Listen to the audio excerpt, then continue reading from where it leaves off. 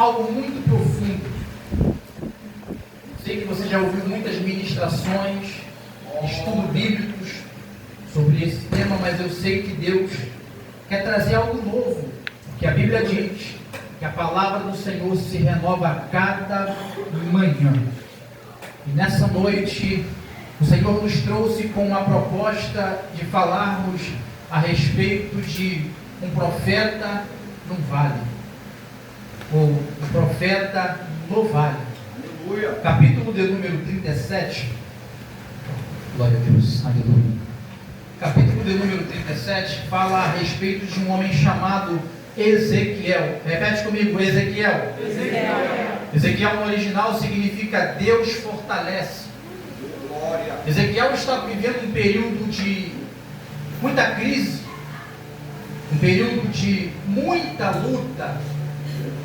Quando fala-se em vale, nós podemos associá-lo à guerra. Quem não lembra no Val de Jaboque?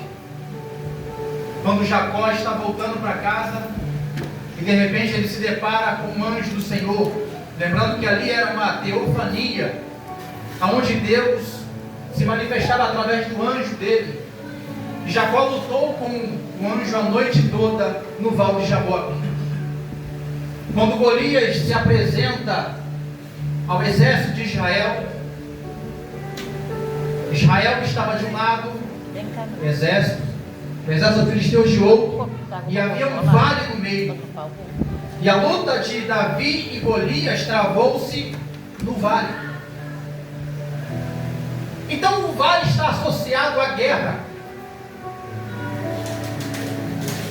Mas só que eu entendo que tudo que Deus faz, Ele faz com um propósito maior e objetivo de tratar, fazer evoluir. E tem casos que Deus precisa nos levar a um vale para travar uma guerra. No ano 605 a.C., havia um homem chamado Nabucodonosor, filho de Nabopolassar.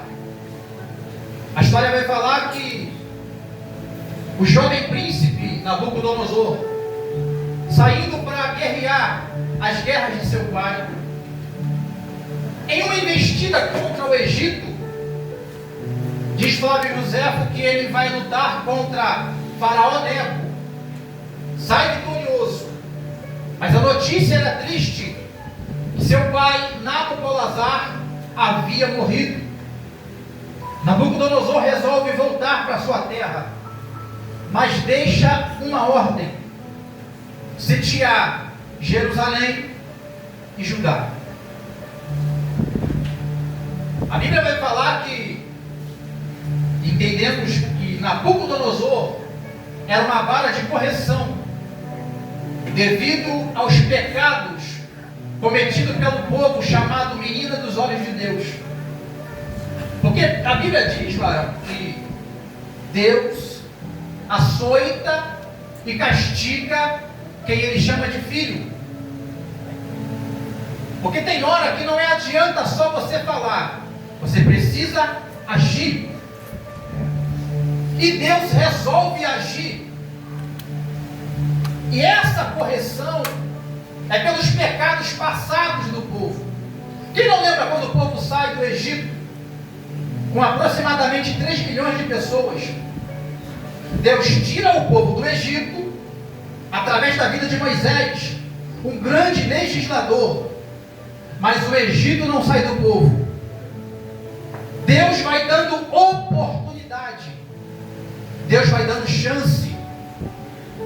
Mas eu costumo falar que uma hora a corda estica e não tem mais como dar a oportunidade ou dar um pouquinho de vago para a pessoa aí. Deus precisa paralisar e puxar para si.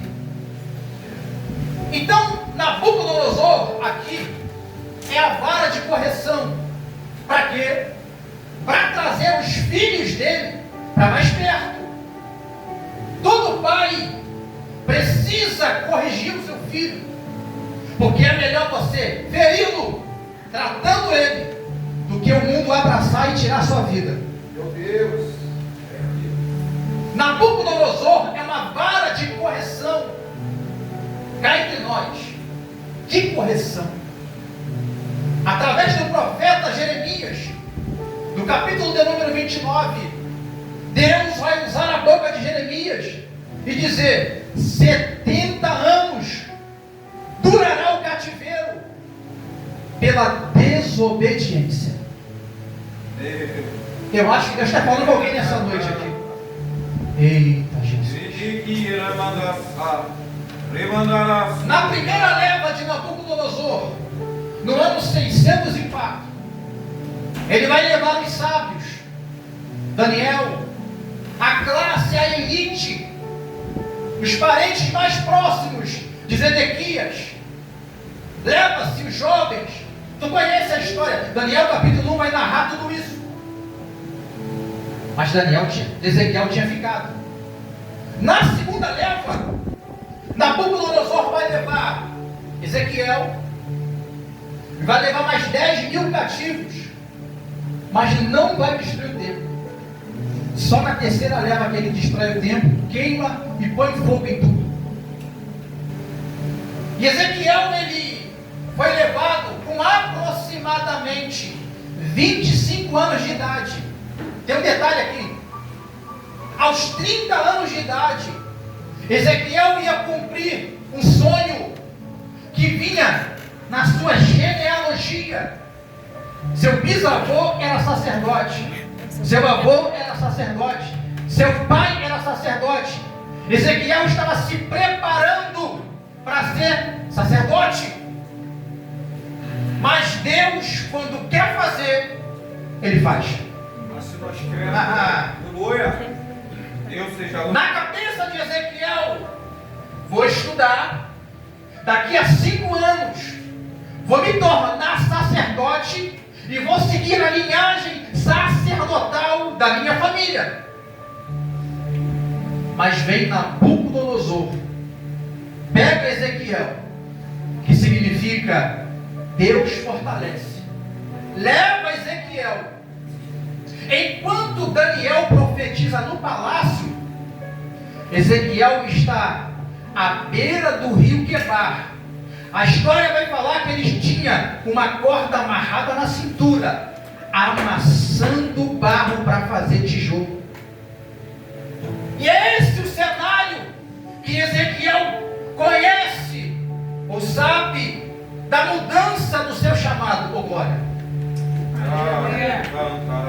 Quando eu olho para Ezequiel sendo chamado para ser profeta, lembrando, quando Ezequiel é levado para o cativeiro, Ezequiel já era casado. A Bíblia vai dizer, em Ezequiel no capítulo 1, versículo 2, capítulo 2, que Deus se apresenta a Ezequiel. Qual é o cenário? Corda na cintura, à beira do rio Quebar, com lama até os joelhos, sem força, desanimado, triste, pensando: Deus, cadê o homem? Põe-te em pé e falarei contigo. Mas como que alguém está com seu sonho frustrado, espiritualmente falando, destruído, vai ter condições de se pôr de pé, depois de ser frustrado pelos seus sonhos? Capítulo 2 vai dizer: e o Espírito do Senhor entrou nele e pôs ele em pé quando Deus falava. Eu sei que alguém entrou aqui dentro dizendo: eu não tenho condição alguma de exercer esse chamado, oh glória, mas assim te diz o Senhor: eu vou te colocar de pé na posição e eu vou fazer a minha obra. Mente frustrada, o corpo físico destruído. Ezequiel não tinha costume de fazer trabalho braçal. Os levitas, os sacerdotes, tinham por obrigação se dedicar completamente a Deus. Mas Deus muda o cenário para não perder o chamado. Eita! Deus vai mudar o cenário de alguém aqui nessa noite. Deus manda te dizer: vou mudar o teu cenário.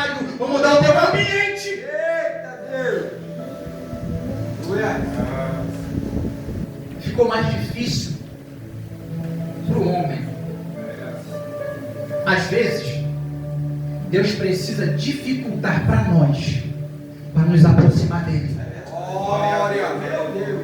Seria muito fácil ele ser sacerdote. Estava tudo simples.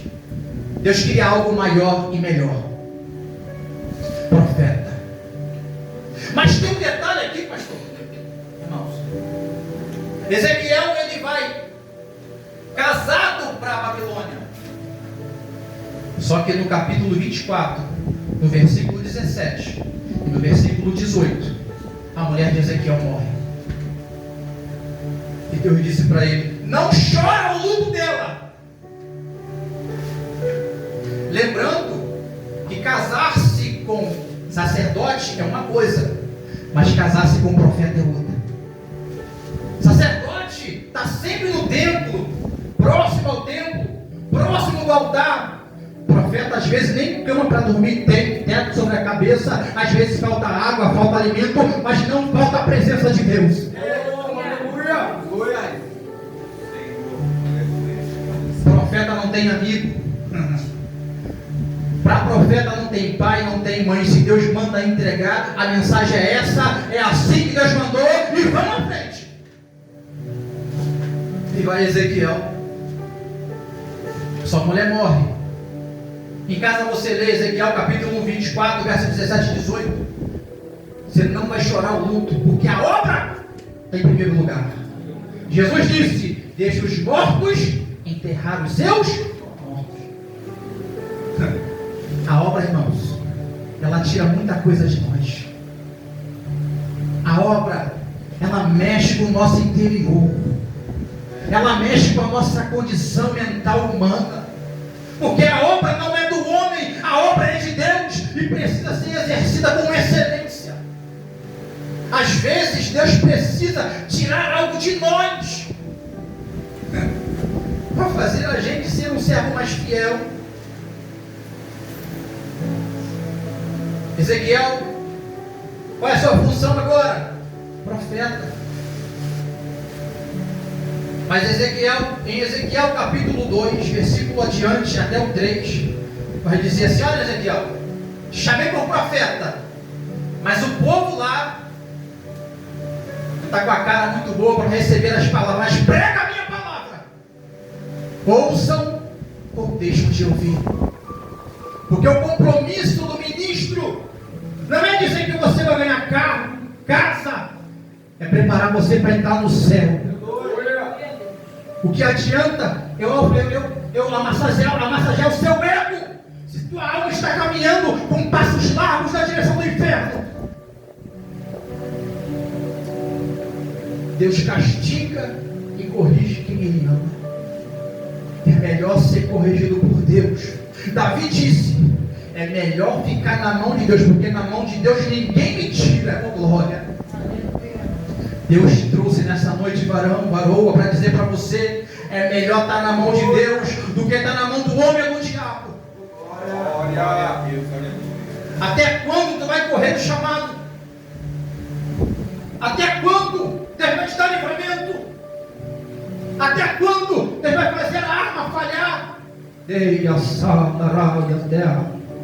Até quando Deus vai te dar livramento, vai te esconder do inimigo? Eu estou dizendo: o teu chamado está gritando nessa noite. Não fuja dele, aceite ele. Aleluia, Deus.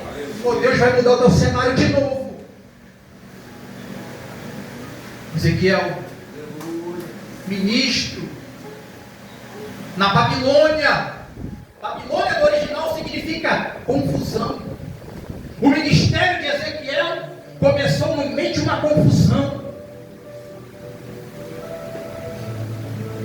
Quanta gente não entrou por essa porta, irmãos? Não aguenta mais tanta briga dentro de casa. Quebra, confusão, briga, xingamento. Mas Deus manda te dizer nessa noite: te trouxe para te alertar sobre a tua alma, o teu chamado. Ezequiel, Senhor, pregue a minha palavra. O que nós vemos hoje, irmãos, são pessoas tentando encher o templo, prometendo aquilo que Deus nunca disse que daria. Melhor do que um carro novo é um nome escrito no livro da vida. Glória. Tem gente que está que nem a multidão que seguia Jesus. Seguia porque ele podia proporcionar. Mas nós seguimos a Jesus por quem ele é. Se ele curar, eu sigo. Se não curar, eu sigo do mesmo jeito. Propósito, chamado, lugar. O vale de ossos secos aqui representa a fraqueza espiritual. Israel estava afundado na idolatria, na mentira, no adultério, na falta da verdade, na falta de companheirismo. E Deus estava dizendo: é necessário eu chamar a atenção do meu povo. Meu povo está caminhando com passos largos na direção da perdição eterna. E Ezequiel é boca de Deus. Ezequiel é boca de Deus. Aonde? Aonde ninguém quer ser. Capítulo 37, a Bíblia diz que havia um vale de ossos secos. Enxergar coisas boas todos querem, mas a visão do vale é uma visão de morte. A visão de vale é uma visão de destruição. E o texto vai dizer que além de ser seco, era sequíssimos. Sempre lembre disso. Está ruim, mas pode piorar. Está ruim, mas pode ficar pior. Mas a Bíblia diz: entregue o teu caminho ao Senhor, confia nele, e o mais ele fará. Jesus te trouxe nessa noite para dizer, varão, ou varoa, é noite de arrependimento, é noite de mudança. Deus quer mudar o teu caráter, Deus quer transformar você numa pessoa nova. Ele quer te fazer um ganhador de almas. Ele não te trouxe aqui à toa. Jesus não te trouxe para te dar revelação, Ele trouxe para te dar uma palavra de salvação que muda a tua vida, salva a tua alma e te leva para o céu. Glória a Deus, aleluia. Deus seja louvado. Glorificamos ao teu nome. O Senhor me levou em espírito e me pôs no meio de um vale que estava cheio de ossos. Imagina aquele vale cheio de ossos secos, cheio de caixas cranianas, ossos espalhados. E Deus dizendo: Ezequiel, está vendo isso, meu filho? Sim, Senhor, esse representa o meu povo que abandonou a minha presença. Tem gente trocando a presença de Deus apenas por uma ficada, oh glória. Tem gente trocando aquilo que é santo para viver o que é profano. Mas Deus me trouxe como profeta nessa noite. Deus quer mudar a tua história, mas você precisa tomar uma iniciativa. Glória! Começa contigo. Vem primeiro de você.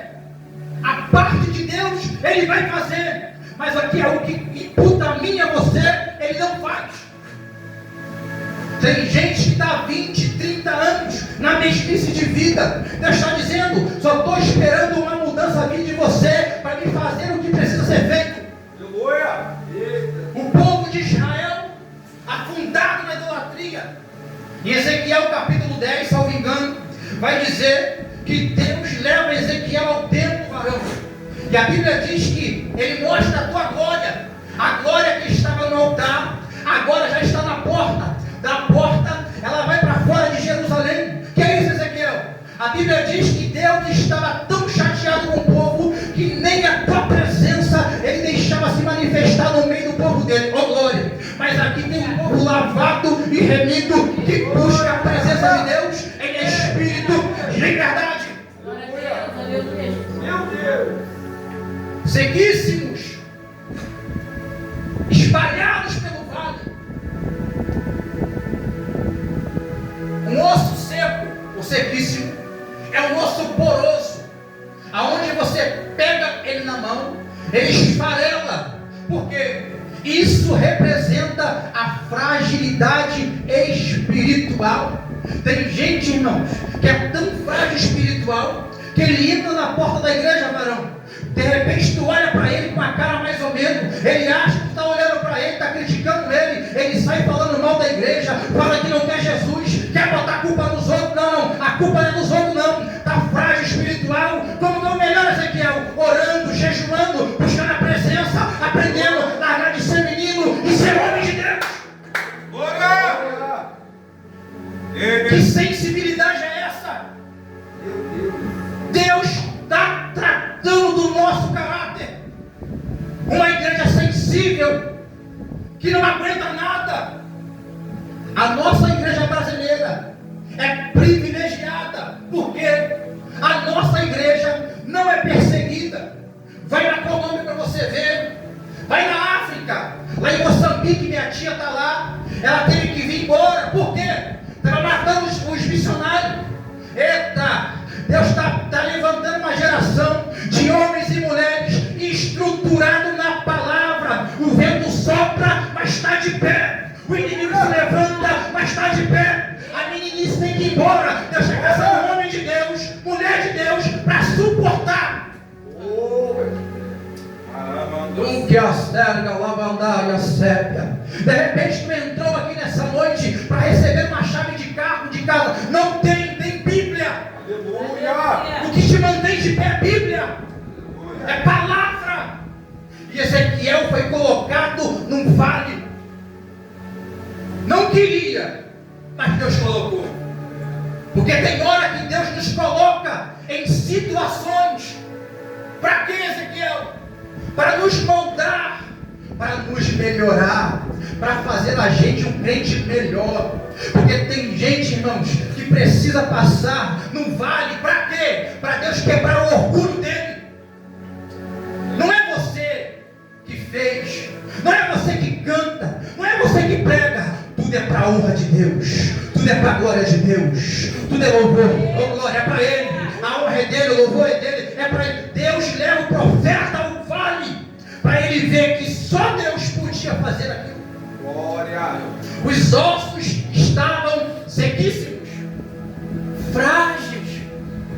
Nós precisamos, presbítero Luan, levantar uma geração de homens e mulheres valentes, firmes na palavra, que não se abalam como a palmeira. O vento sopra, a palmeira enverga, encosta no canto de cá, encosta no canto de lá, mas o vento passa, ela está de pé, firme, alicerçada. Jesus disse que 2 homens construíram 2 casas. Um constrói na areia, o vento desce, a chuva desce e a casa cai. Mas o outro construiu sobre a rocha, desceu o vento, desceu a chuva, mas a casa estava de pé, firmado na palavra. Glória a Deus, aleluia! O que mantém a igreja de pé é a palavra. Glória! Jesus disse: Pedro, sob esta pedra, apontando para si próprio, eu edifico a minha igreja, e as portas do inferno não prevalecerão sobre ela. A tua casa não vai cair se tiver alicerçada na palavra, que é Jesus. Glória! Teu casamento não vai acabar se tiver alicerçado na palavra, que é Jesus.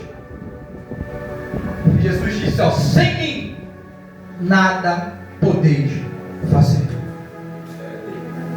O profeta está no vale, a visão não é boa, mas foi o que Deus proporcionou. Nunca queira ocupar um lugar que não é seu. Jeremias, Daniel estava no palácio, mas Ezequiel estava no vale, com glória. Sabe por quê? Se colocasse Ezequiel no palácio, não funcionava. Se colocasse Daniel no vale, não funcionava. Cada um foi chamado para um propósito. Então, viva o tempo. Aos Efésios capítulo 4, versículo 11. Cada um dentro da sua vocação, aonde Deus te colocou, Ele vai te manter de pé. Deus vai te manter de pé. Seja no vale, lugar de guerra, seja no deserto, aonde tem provisão. Oh, glória! A visão não é boa, mas foi Deus que deu a visão. Fique satisfeito. incomoda as vistas, mas foi Deus que proporcionou. Fique satisfeito. Sabe por quê? Quando você aprende a lidar com o que Deus te deu, Ele faz você evoluir. Oh, glória! Quando você aprende a viver com a quantidade que Deus deu a você, você vai aprender a evoluir dentro do propósito de Deus para a tua vida. Glória. Daniel, Ezequiel, Jeremias, cada um aonde Deus colocou eles. Quem é Ezequiel? Está no vale, tendo uma visão que não queria ver, mas teve que ver. Quando você entende o que Deus te deu para você fazer, Deus vai abrir portas sobre a tua vida através desse propósito, desse projeto. Aleluia. Ezequiel está sendo, por Deus, treinado em um vale. Mas eu nunca vi alguém passar por uma prova que Deus dá e ser reprovado debaixo de uma obediência. Nós sempre saímos mais forte. Vamos repetir comigo? Repete comigo. Vou sair mais forte. Vou melhorar. Vou sair mais forte. É isso. Entenda isso. Esse processo que tu está vivendo é para fazer você sair mais forte. Aleluia. A Bíblia diz que Deus não dá nada ao homem que ele não possa suportar. Se Deus entregou alguma coisa a você, porque Ele sabia o tanto que você suportaria. Mas se as tuas forças acabarem, há um Deus no céu que dá ordem aos seus anjos para te amparar, te guardar e fazer você chegar aonde precisa. Deus, aleluia. Glorificado é o teu nome eterno. Sequíssimos eram os ossos, sem vida. A visão é de morte. Glória. Mas Deus coloca o profeta com o propósito de trazer vida. Espírito Santo. Um propósito de trazer vida. A visão não é boa, mas Deus permitiu. Mas o propósito é maior do que a minha e a sua vontade. O chamado de Deus, varão, ele é maior do que a minha e a sua vontade. Às vezes a gente reclama. Por quê? Para quê? Não tinha motivo. Mas Deus está dizendo: o meu chamado é maior que a sua. Quem te colocou no vale está acompanhando a tua trajetória. E a qualquer momento vai se manifestar para você e vai dizer: profetiza, porque esse vale vai se encerrar hoje. Vamos lá. Verso de número 2: e me fez andar ao redor deles. Ele é profeta, mas não pode pisar em ninguém. Por quê? Os ossos são sequíssimos. Deus nunca vai trabalhar com quem é orgulhoso. Oh, glória. Deus, antes de tratar da nação, Deus trata do profeta. Antes de Deus levantar para tratar da nação, Ele trata do profeta. E cá entre nós, irmãos, há muitos profetas soberbos que precisam passar em Jeremias capítulo 18, descendo a casa do oleiro. Anda ao redor, tenha cuidado, está sequíssimo, mas ainda é o meu povo. Está sequíssimo, mas ainda é a menina dos meus olhos. Por mais que Deus esteja tratando da gente, Ele nunca vai deixar o diabo fazer o que quer. Por quê? Mesmo na prova, no processo, nós somos uma geração eleita na mão de Deus. Glória a Deus. E me fez andar ao redor deles, e eis que eram muito numerosos sobre a face do vale, e estavam sequíssimos. E me disse: filho do homem, olha a conversa, poderão viver esses ossos? Agora Deus começa a dialogar com o profeta. Tu viu? Vi. Agora eu quero mudar a história desse vale. Poderão viver, profeta? Aí ele vai dizer: Senhor, tu sabes. Sabe por quê? O controle está na mão de Deus. Não está na minha, mas está na mão de Deus, oh glória. Pode ser impossível para você, mas o Deus do céu, em Lucas capítulo 1, versículo 37, vai dizer: porque para Deus nada é impossível. A visão é terrível, está sequíssimo, deteriorando, mas Deus está dizendo: poderão viver? E o profeta diz: Deus, tu sabes. Por quê? Porque Deus sabe o melhor. Porque a pior coisa que tem é a gente entrar na guerra dos outros sem perguntar a Deus se podemos entrar. O profeta disse: tu sabes. Deixa eu liberar a palavra aqui. Cuidado com aquela cara de choro ou de lágrima de alguém abaixando a cabeça, pedindo para você orar. Pode ser Deus tendo colocado no vale, e você pode estar tentando entrar na frente de Deus, e Deus pode pegar você. Cuidado com aquele que te pede oração, antes de orar por ele: Senhor, eu posso? Porque pode ser Deus tratando dele, e você pode estar entrando no meio do tratamento de Deus. E o profeta diz: Senhor, tu sabes. Um amigo meu foi no hospital do câncer, e ele viu o pastor Jean, um homem com a boca toda machucada, e ele, compadecido,